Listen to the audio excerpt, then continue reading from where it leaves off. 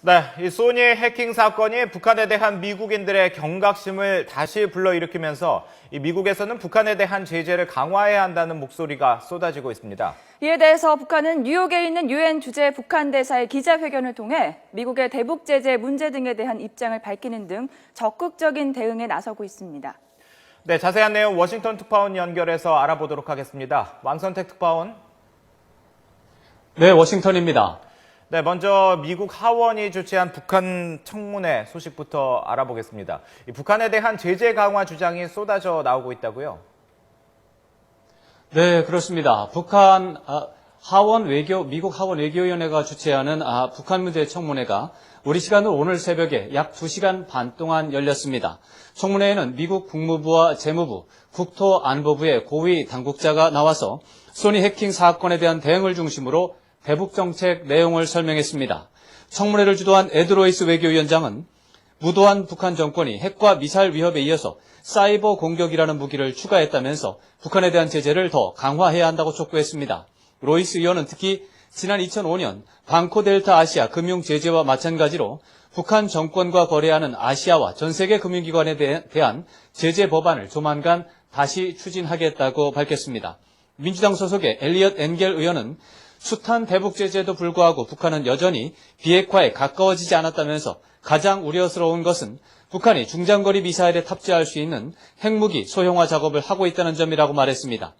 미 의회 내 지안파 의원 모임인 코리아 코커스 공동의장인 제리 코널리 의원은 이번 소니 해킹으로 북한 위협이 확대됐다면서 북한을 테러 지원국으로 다시 지정할 것을 촉구했습니다. 네, 청문회에 나온 미국 행정부 고위 당국자들도 북한에 대한 강경 대응 입장을 밝혔다고요?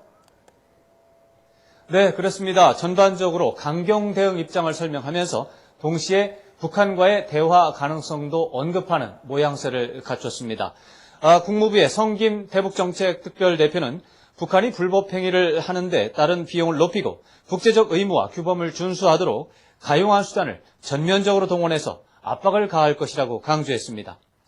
재무부와 국토안보부에서는 관리들도 북한에 대한 제재 확대 의지를 보여줬습니다. 다만 성김 대표는 북한과의 대화 가능성이 열려 있다는 입장도 동시에 표명했습니다. 김 대표는 특히 북한에 대해서 육자회담 재개에 앞서서 비핵화를 완료하라고 요구하는 나라는 없다면서 북한의 비핵화 의지 표명이 중요하다고 지적했습니다. 이 발언은 북한이 구체적인 비핵화 행동을 보이지 않고 단지 의지를 표명하는 조치만으로도 북한과 협상을 할 수 있다는 입장을 구체적으로 표현한 것으로 북한과의 대화 의지를 적극적으로 밝힌 것으로 해석됩니다. 새로운 대북제재 행정명령을 이행하는 문제에 대해서도 김 대표는 단호한 입장과 함께 유연하게 정책을 운용할 수 있다는 입장도 밝혀서 북한의 태도에 따라서 대북제재 방식을 조절할 것임을 시사했습니다. 북한을 테러 지원국으로 다시 지정하라는 여러 의원들의 요구에 대해서 김 대표는 북한을 테러 지원국으로 재지정하려면 북한이 국제 테러 사건에 연루됐다는 판단이 선행돼야 한다면서 유보적인 반응을 보였습니다.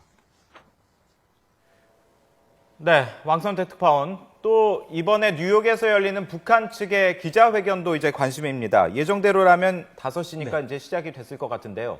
어떤 내용들이 언급이 되겠습니까?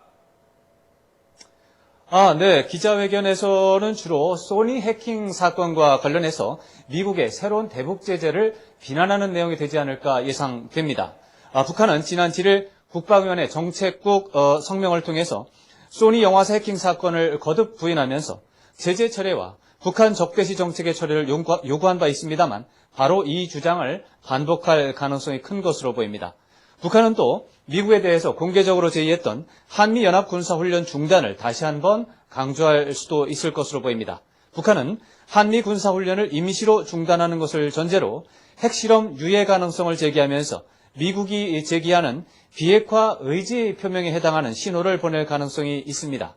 이에 대해서 미국은 북한의 제안이 제4차 핵실험 강행을 계획한 상황에서 핵실험을 정당화하기 위한 예비 수순이라는 의심을 하고 있기 때문에 이에 대한 북한의 추가 논리 제시가 있을지도 관심사가 될 전망입니다. 지금까지 워싱턴에서 전해드렸습니다.